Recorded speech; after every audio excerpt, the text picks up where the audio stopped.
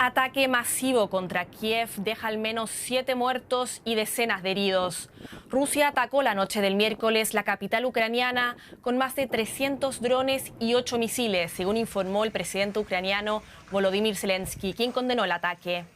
Más de 300 rescatistas trabajan hoy para intentar salvar vidas bajo los escombros de un edificio residencial.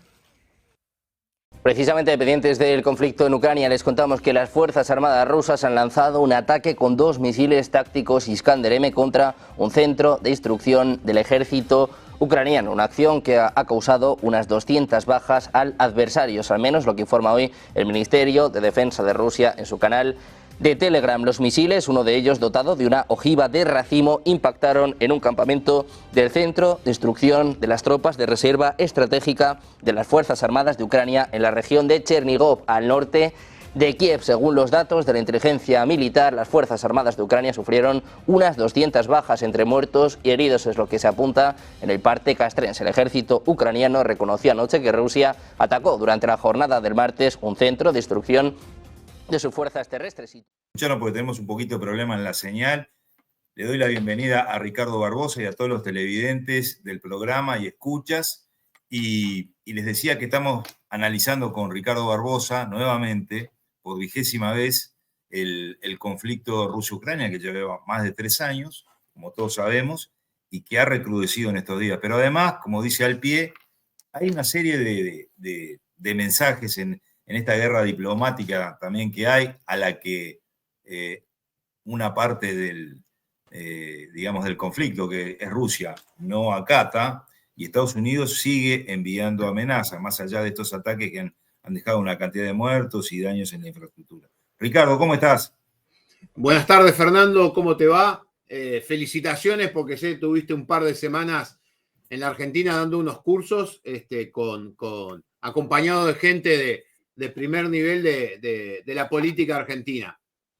Lo que estabas pasando y mencionando, vamos a encuadrarlo en este plazo de 50 días que le había dado Donald Trump a Rusia para recapacitar, si querés, que coincidía con lo que sería el fin del verano y primavera en esa zona, porque después empieza el otoño con las grandes lluvias y los grandes barriales que son de metros de profundidad de barro, pero en la zona del Oblast de Donetsk, o del Oblast o provincia de Donetsk, Rusia estaba tratando de realizar avances que sin duda la búsqueda de esos avances es para cuando llegue el momento de dialogar, poder dialogar con una posición de mejor conquista de terreno, pero se veían involucrados por las noticias que había alrededor de 100.000 efectivos y todavía no habían llegado los 30.000 norcoreanos. Se estaba por tomar la ciudad de Pokrovsk, y Ucrania usó lo que se llama la reserva estratégica. ¿Qué quiere decir esto? Que es una reserva de aproximadamente 20.000 efectivos, que es una reserva importante, que la guarda para situaciones muy graves, porque si caía esta ciudad, prácticamente uno de los objetivos estratégicos de Rusia se iba a lograr, que era ocupar toda la provincia del Oblast. Lo que hay, las últimas noticias, es que han roto lo que se llama el eje de avance, o sea, la fuerza con que iban avanzando los rusos, y los han obligado no a retroceder, pero las tropas rusas se han debido retirar del acercamiento de la ciudad. Todo esto está involucrado ahora en el cambio de opinión de Trump, donde como que parecería que está llegando a un nivel de saturación que ya amenazó a Rusia con nuevas sanciones económicas. En este caso no es directo a Rusia, sino todo aquel que compre petróleo. Y ahí tenemos dos principales, que es la India y China. India ya argumenta que en realidad no le compra tanto petróleo a Rusia y está muy diversificado, y China se apoyaría más en Irán. Y Vladimir Putin, presidente de Rusia, salió ayer a decir de que las sanciones que le apliquen no los va a afectar y que va a poder funcionar sin ningún problema. Ricardo, estamos presenciando las acciones más violentas que pueden presagiar un final del conflicto para un lado o para otro. Este conflicto va a terminar de una manera u otra no beneficiando a ninguno, pero también, desde mi punto de vista, veo que el gobierno norteamericano está como abriendo el espectro y no solamente le está enviando el mensaje a Ucrania y a Rusia, por un lado, y con todo este tema de las compras del petróleo, también está abriendo el frente del BRICS, porque esto es un enfrentamiento al BRICS y en determinada forma lo que vos decís de Putin es lo que representa, ¿no? Putin le dice, bueno, está bien, las sanciones no me afectan porque estoy alineado con este otro bloque que seguramente me va a apoyar, ¿verdad? Sí, pero viste que esto es muy relativo. Sí. Los números, lo que están dando ahora dentro de Rusia, si bien el desempleo es cero, porque prácticamente hay más de 1 millón de mano de obra, de individuos de mano de obra que están involucrados en el ejército principal, y después hay algunas tropas secundarias que podrían llegar a 2 millones entre toda Rusia. Eso ha obligado a subir los salarios. Hay un problema de inflación que ya se ronda el 20-25%, y la presidenta del Banco Central ruso ya está hablando de algunos problemas. Entonces, no sé si le va a ser tan fácil, porque yo sigo sosteniendo la teoría de que estratégicamente Rusia se preparó por una guerra corta y sanciones cortas, y ahora está viviendo una guerra larga y sanciones largas. Los timing y los esfuerzos estratégicos son totalmente diferentes. ¿A vos te parece que hubo una falla en la planificación o una falla en lo que es el análisis prospectivo de lo que se esperaba de esta guerra? Yo lo que creo que hubo una falla, no en la planificación, sino en la percepción de lo que era el enemigo. Porque al fallar cómo vos ves al enemigo, tu planificación está de acuerdo a eso. Y no es que falle la planificación, sino que vos planificaste para 2 meses de guerra, no para 3 años. Entonces, todo el resto después se cae porque la percepción que tenías de la realidad no era la cierta. No es un detalle menor que los que incidieron en la planificación militar fue el GRU, la inteligencia militar rusa, porque a Ucrania lo consideraban como si fuera una provincia más rusa, y ahí parte también el error de apreciación que se vio en los tanques que se destruyeron cerca de Kiev, porque llevaban ropa de desfile, como para una campaña corta y un desfile de la victoria. Para mí como te digo, el error fue de apreciación de la situación y no de la planificación. Porque si vos, que sé que te gustan los temas, te pones a comparar lo que fue la invasión de Checoslovaquia, la invasión de Hungría, solo la de Checoslovaquia, que es la mitad de Ucrania, tenía la misma cantidad de efectivos en una época de Unión Soviética. Entonces, sí, no da. Lo que yo sigo sosteniendo es que esta guerra se va a prolongar. A ver, lo que estamos viviendo ahora no es un problema bélico, sino es un problema, para mi punto de vista, de imagen de líderes, y en especial de Trump. Él quiere transmitir la imagen de que logra las cosas y concreta las cosas. Y esto, ya todos se acuerdan, se había dicho que en 24 horas se terminaba esta guerra. Y de esas 24 horas ya pasaron 100 días. Entonces ya estamos en un problema. Hace poco, Putin, en uno de sus ruedas de prensa, dijo que esto se iba a arreglar porque, en definitiva, somos todos rusos, refiriéndose a Ucrania y a ellos. Somos todos rusos, dijo. Esto se va a arreglar, pero no acepta presiones, ¿verdad? Y lo está demostrando. De una manera u otra,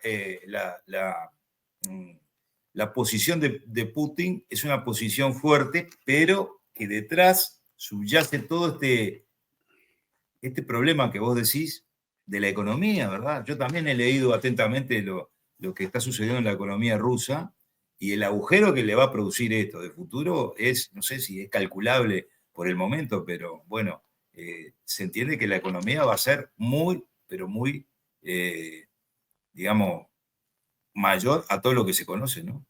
Sí, por otro lado, estoy leyendo que la industria, por ejemplo, que lo hemos visto acá en el pie de la pantalla, la industria de los drones no para de crecer y no paran de producir y no paran en la carrera armamentística, y no para Ucrania tampoco de recibir apoyo, ¿verdad? Recién mostraba una foto una imagen del misil Iskander, de este que usaron ahora, y bueno, los gastos, digamos, son gigantes, ¿no? Los gastos que está ocasionando esta guerra. Mirá, a ver si la vemos la imagen. Sí. Ahí está.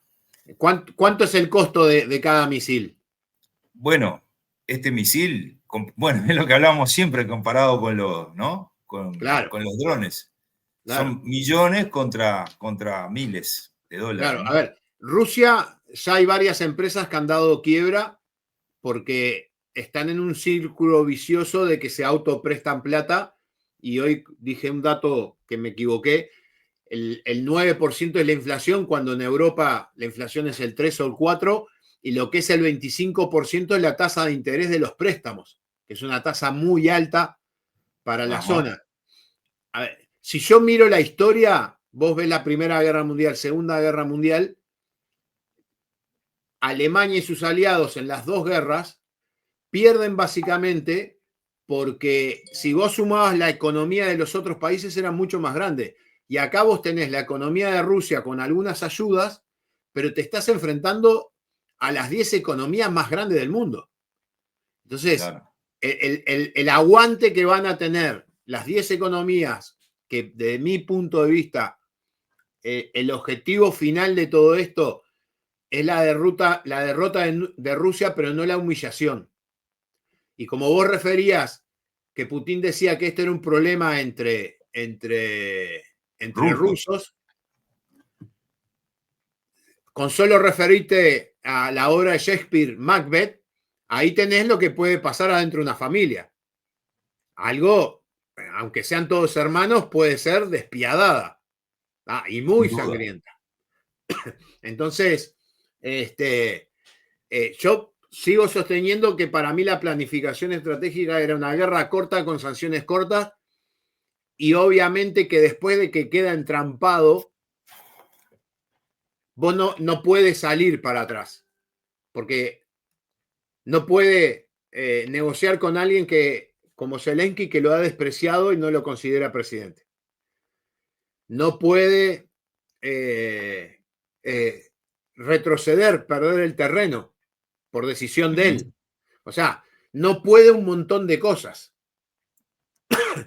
Que eso es el gran limitante, y por el lado ucraniano, lo único que no van a hacer es ceder en sus reclamos, porque aunque pese que hay encuestas que la opinión pública cada vez va aumentando los que quieren negociar, arriba tiene un peso de todos los muertos y el terreno perdido. Y después está la otra lo que no miramos, qué pasa, qué piensan los europeos. Porque lo que uno escucha en los discursos es que si la guerra termina, sin duda Rusia va a salir fortalecido porque renueva todo el equipamiento, y a muchos le dan como mínimo 5 años, como máximo 20 años para que inicie una guerra en otro lado. Sí, y yo veo también todo digamos, desarrollo tecnológico que ha habido en los últimos 3 años en torno a este conflicto. No estamos hablando tampoco del otro conflicto del Medio Oriente, del cual hemos hablado ya montones, pero que han mostrado ciertas facetas comunes en materia de los avances tecnológicos. No digo que se estén replicando ni que se estén copiando, pero sí están utilizando tecnología y técnicos. Acordate que previo a la caída de Siria, Ucrania envió operadores tecnológicos para apoyar al movimiento que hizo caer al Assad, por ejemplo. Entonces estamos viviendo unas épocas de reordenamiento, realineamiento. Pienso que al final de todo esto, como vos decís, Rusia va a salir fortalecido porque va a renovar una cantidad de cosas. Y además el mundo, por rebote, también va a recibir una enorme cantidad de adelantos tecnológicos. Así la veo, ¿no? Sí, es que si vos mirás la historia, los grandes avances técnicos se han dado en periodos de guerra, a no ser, bueno, se han dado en periodos de guerra. Y ahora lo que tenés es que claro, el mundo civil, a través de todas las redes y las conexiones, son los que generan nuevos insumos que son absorbidos por el mundo militar. Y lo que decías de los drones y todo eso, en el programa de radio que participo el jueves, estuvimos hablando del Sahara Occidental. Pocos recursos para el Frente Polisario, pero el Frente Polisario ataca con misiles a las tropas marroquíes y los marroquíes lo atacan con drones. O sea, hoy por hoy, en cualquier lugar del mundo, lo tenés en Congo, pasa lo mismo. Yo sé que vos dominás el tema y la otra vez estuviste hablando de los usos de los drones en Colombia, acá en Latinoamérica. Tenemos una fábrica, hay una fábrica en Venezuela, cerca de la frontera con Colombia. Después vamos a hablar de eso. El tema latinoamericano que parece alejado, pero no está alejado de toda esa sinergia, porque los grupos que luchan por el poder incorporan rápidamente cualquier elemento que les sirva para tener más poder sobre el otro. Y después hay un tema que no tienen problemas, que son los recursos financieros. Entonces, como vos dijiste, llevaron instructores ucranianos. Los grupos mexicanos, muchos son asesorados por ex fuerzas especiales norteamericanas contratados, así que. Así es. Y también veo que la gente, a veces, no nosotros que estamos muy metidos, pero el común, digamos, observador de esto, no tiene muy en cuenta lo que pasa con el BRICS, o qué significa el BRICS, o la importancia que puede tener o llegar a tener en el futuro, porque no es solo un tema de bloque económico, es un tema de un bloque militar que se puede formar, un nuevo eje de poder, ¿verdad? Y esto lo hablé hace muy pocos días en Argentina cuando estuve en un ciclo de conferencias, charlas dentro de una diplomatura. Y la verdad que hay un desconocimiento importante sobre lo que es el BRICS y la importancia geopolítica y geoeconómica que tiene. Sí, la gente, a ver, yo creo que está bien. La mayoría de la gente puede no interesarle este tipo de temas. Lo que pasa que cuando haces gala y te alegrás y festejás la interconexión, la velocidad de la transmisión de datos, la velocidad de poder obtener cosas, esa es una cara de la moneda. La otra cara de la moneda son los problemas que ahora vienen mucho más rápido que lo que vienen antes. Claro. La gente, no, para mí, normalmente se informa de los temas de acuerdo a cómo la prensa te bombardea con los temas. Ejemplo, Franja de Gaza hoy es el principal tema a nivel mundial, pero hay otros conflictos que nosotros sabemos que son muchos peores, que vienen de muchos más años y con mucho más daño y prácticamente no tienen publicidad. Entonces, la gente vive con una especie de burbuja, que yo siempre digo que la preocupación es las pilas del aire acondicionado que estén cargadas, y no mira mucho más allá, a no ser que le traigan algo. Pero como vos hablabas de los BRICS, yo soy un poco más escéptico porque a mí me parece que dentro de los BRICS tienen metido como una cuña que actúa a requerimiento que es la India con respecto a Estados Unidos. La India tiene sus problemas históricos con China, los tiene con Rusia, los tiene con Irán.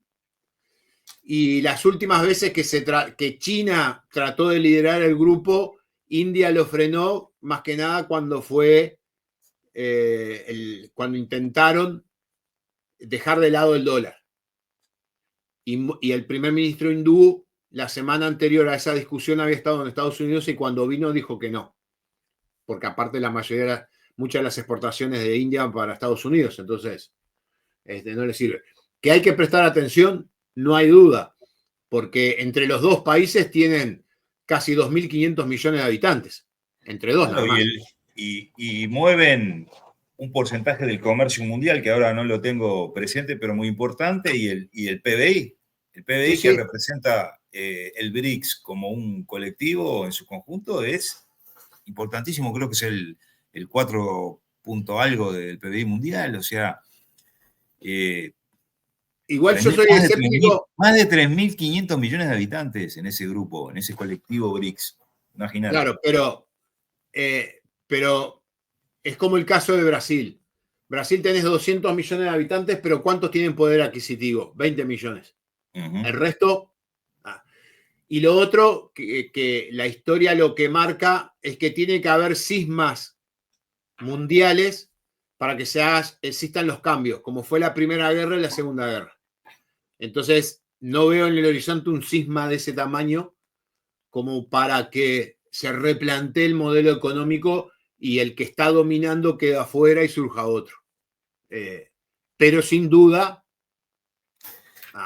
y acá tenemos a Brasil al lado, que para mí Brasil, con Lula a la cabeza, lo que está haciendo es jugando la carta del interés nacional, porque Brasil tiene mucho vínculo con el mundo árabe, comercialmente, entonces necesita posicionarse, y ahora las sanciones al 50% de los aranceles de Estados Unidos, lo que no se habla es la lista de excepción, que son 600 artículos.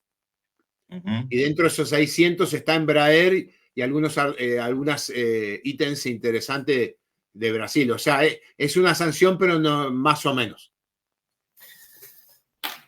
Ricardo, de todas formas, esto sigue siendo apasionante el tratar de comprender y ver cómo mueven las piezas los grandes líderes y las grandes potencias, ¿no? Porque Brasil tampoco está haciendo una jugada, digamos, a lo loco, enfrentando a Estados Unidos, porque yo desde mi punto de vista lo veo como movidas muy inteligentes, muy pensadas también. Sí. A ver, saben que pueden enfrentarse, si no, no se enfrentaban. No, está claro, pero aparte... Regla básica de la guerra, ¿no? Sí, pero aparte volvemos a lo mismo. No tiene otra opción, tiene que enfrentarse. Bueno, esto es como la otra opción es alinearse, Ricardo, y no lo ha hecho por un tema ideológico y además un tema, creo yo, perdóname que te interrumpí, de eso otro que tiene atrás Brasil en este momento, que es tan poderoso. Simplemente lo que vos dijiste, Rusia, China, China y la India, es un contrapeso gigante, ¿no? Cuando uno estudia el realismo, al principio se hablaba de la alta política y la baja política. Se decía que la baja política, la política doméstica, no afectaba a la alta política. Lo que da la impresión ahora es que la baja política cada vez más afecta a la alta política. ¿Por qué digo esto? Porque en el mismo evento que está ocurriendo entre Brasil y Estados Unidos, en Estados Unidos vos tenés un presidente con fecha de caducidad, que es Trump. Y por el otro lado, en Brasil, vos tenés un presidente con aspiraciones de renovación de fecha de vida, que es poder tener otro mandato, que las elecciones creo que son dentro de 3 años o 2 años. Por eso digo que la decisión de Lula, sin duda, tiene una visión de la baja política, porque es de lo que vive. Sí. O sea, los tiempos electorales es una línea que hay que ponerla, y ver los eventos que van ocurriendo, pero no olvidarse los tiempos electorales propios, porque marca mucho. Sí. Por otro lado, estaba pensando, cuando volvía para Uruguay, viste que en el viaje siempre tenés ahí, sí, en el buquebús, ¿no? Un tiempito para pensar.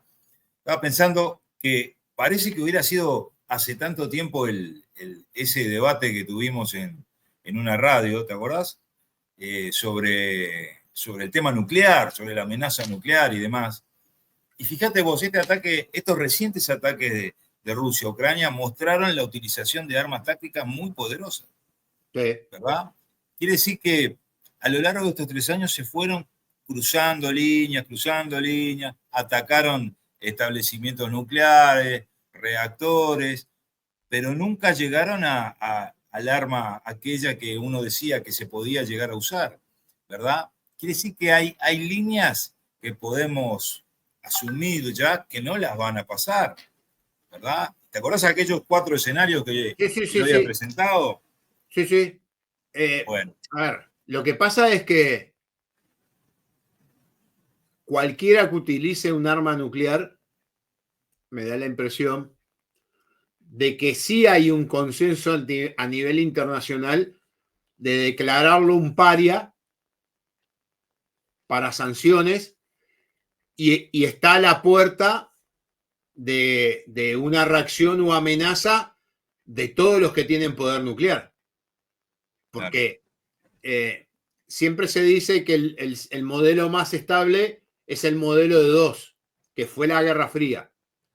Hoy tenemos un modelo de Inglaterra, Francia, Estados Unidos, Rusia, Corea del Norte, India, Pakistán, Israel, que no dice nada, de 8 países, donde uno utilice, puede tener la amenaza de 7, de los cuales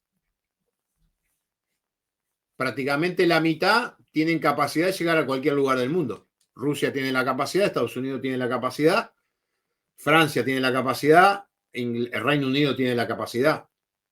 Y la India llega a toda Europa, o sea, a Eurasia llega a toda, y Pakistán también, Corea del Norte. También. Claro, entonces, sigue siendo el gran efecto del arma nuclear la disuasión. Pero en los conflictos convencionales, lo único que te asegura es que no te van a invadir. Nada más. Bueno, Ricardo, ¿cómo la ves? ¿Qué se puede esperar en el corto y mediano plazo?